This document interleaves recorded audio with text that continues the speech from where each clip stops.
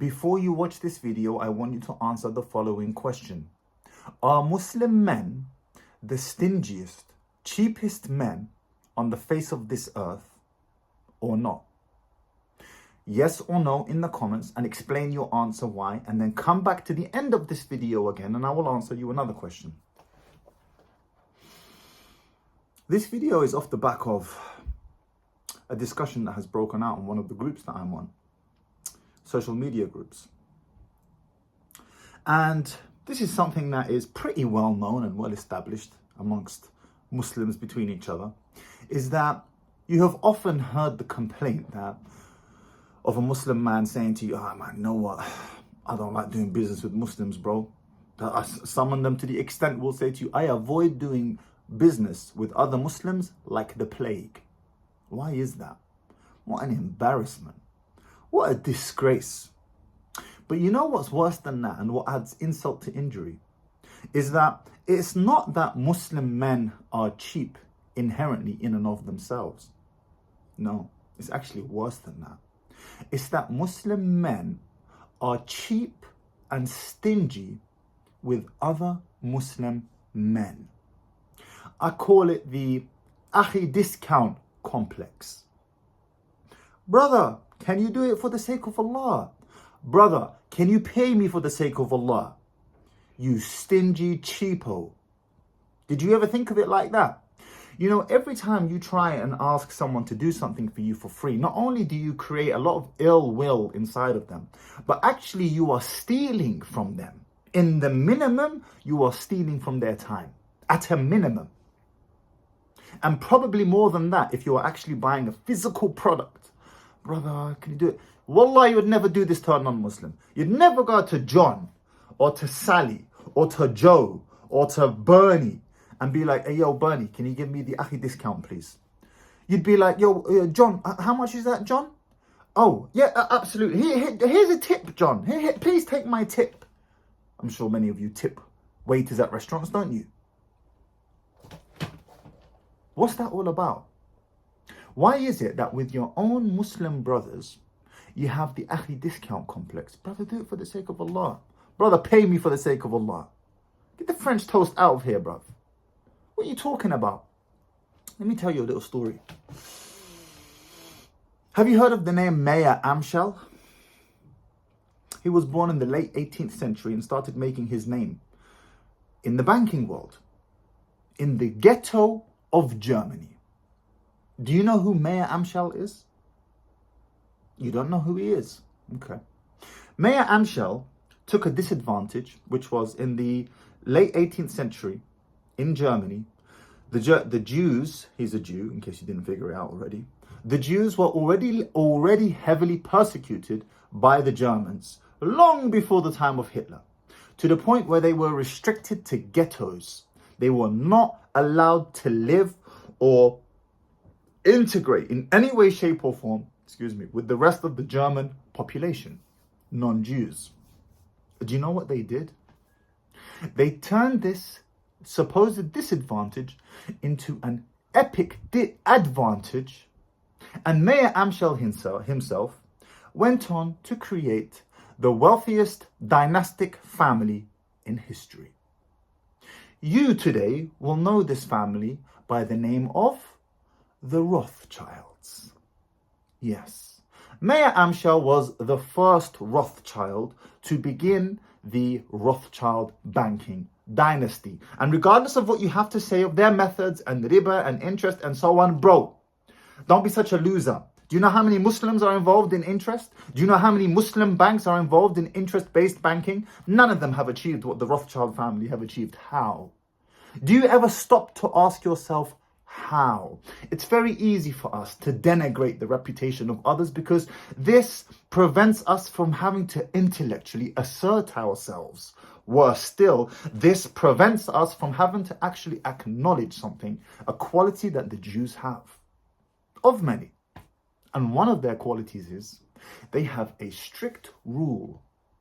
We help each other. And we do business with each other. And I don't know when this mentality came about, but one thing is for sure. When they were persecuted in Germany, by the German regime at that time. And again, it's long before Hitler. Remember that. It's long before Hitler. We're talking late 1700s. We're talking 100 and something odd years before Hitler. They developed a policy. Okay, so we're going to be ostracized, are we? We're going to be cut off, are we? You know what? We are only going to do business with each other now. Concentrate your forces. Do you know what happens when you concentrate your forces and you focus and you help on building each other up? You become a force to be reckoned with. You become the Rothschild family. And regardless of what you have to say of their methods and whatever they do, whatever they did in the way of cutting corners and all the rest of it to achieve what they have achieved, trust and believe. Many other people tried it as well. Trust and believe. Many Muslims have tried as well. Those who pay little attention to riba, interest, they don't care. They do it anyway. How did they succeed where so many others failed? By concentrating their forces, by doing business with each other, by spending freely on each other.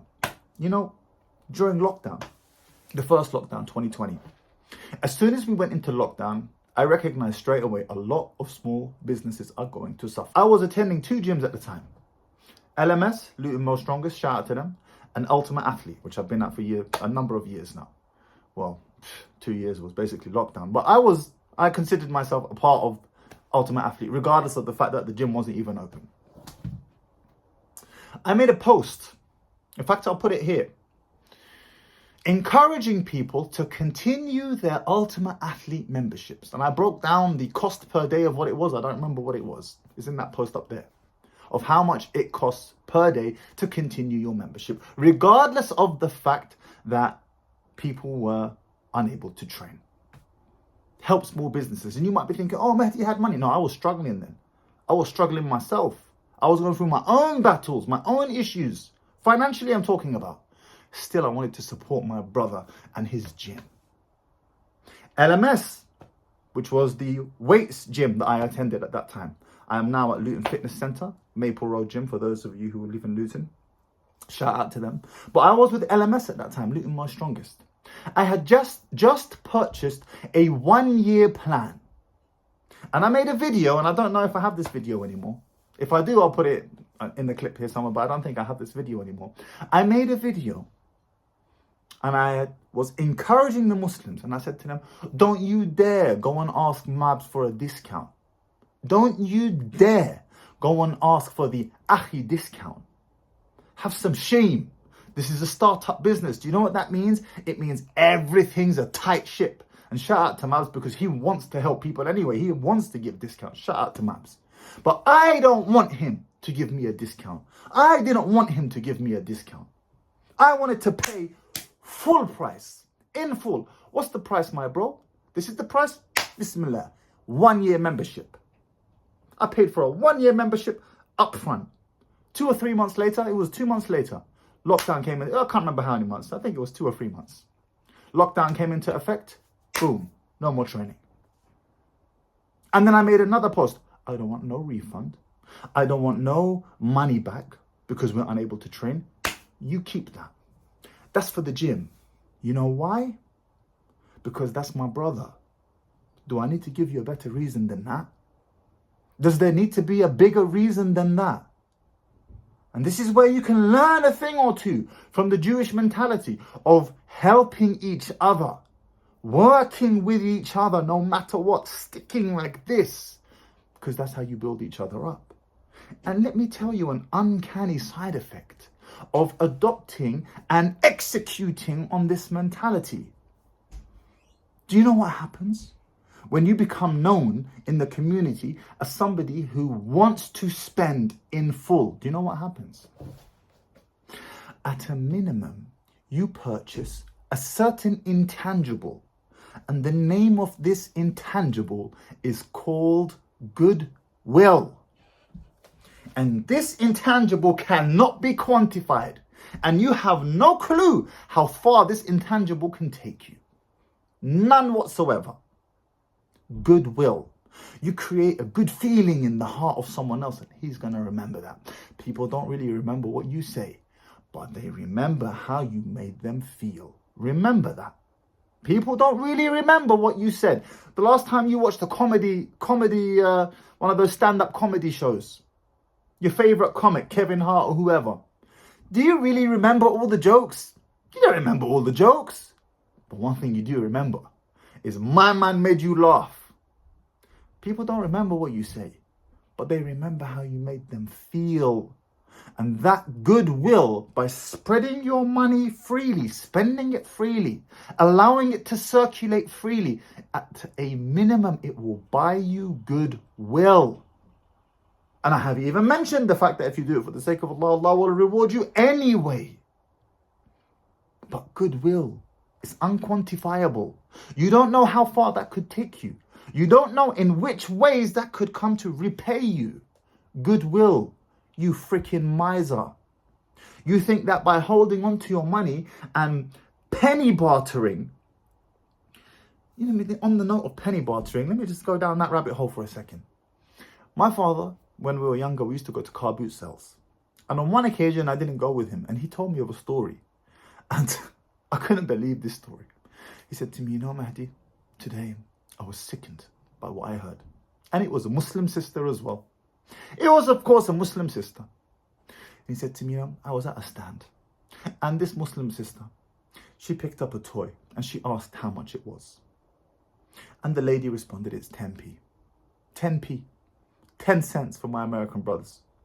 10p. Do you know what she said? She looked at it and she said, can I have it for 5p?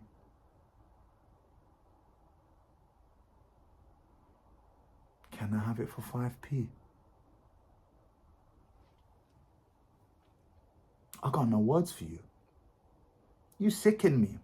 If you saw 10p on the floor, you wouldn't even make the effort to pick it up. You'd look at it and think, I don't know, is it worth picking up? Nah, it's all long. Can I have it for 5p? What's wrong with you people? What's wrong with you? Akhi, can I have a discount? Brother, for fi sabilillah, bruv, shut your mouth, bruv. Pay me fi sabilillah. What are you talking about? Where's your self-dignity and respect? When it comes to John or Bernie or whoever else, now you're paying in full. You're paying in full. And remember what I said to you, you cannot quantify goodwill. You don't know how far that can take you. When you purchase goodwill, quite literally, by spreading your money freely, allow your money to circulate. Do you know what happens when you hold up your money and you hold onto it like a miser, like a stingy miser? Do you know what happens? It begins to rot. How does it rot, you may ask? Well, there's a number of ways. There is an obvious way, which many of you are probably not even aware of, but maybe in the recent financial environment, you've come to understand inflation a bit better, which has been happening since fiat currencies have ever been in existence. And if you don't know what fiat currency is, that's not for the purpose of this video. Go and type it online. FIAT currency. Define fiat currency. Ask Google, he will tell you. So inflation eats away at your money. You're holding on to your cash, but you're not actually spending it.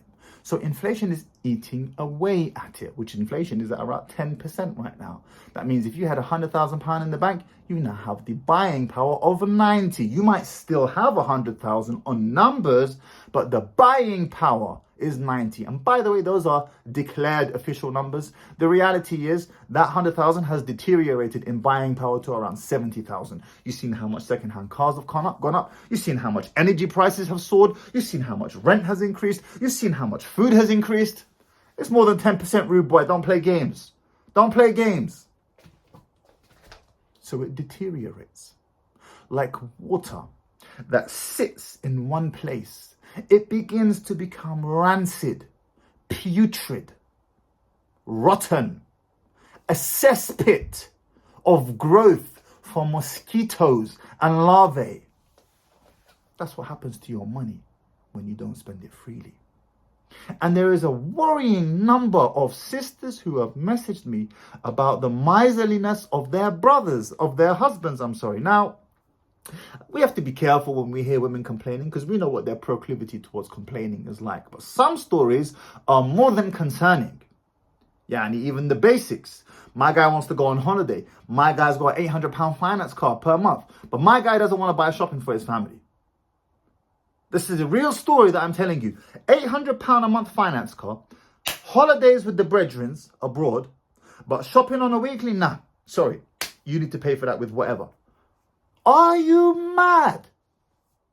Are you dumb, bruv? So I ask you one more time. And I want you to answer. Now that you have context to this video, I want you to answer in the comments right now. Are Muslim men the stingiest and cheapest men on this planet?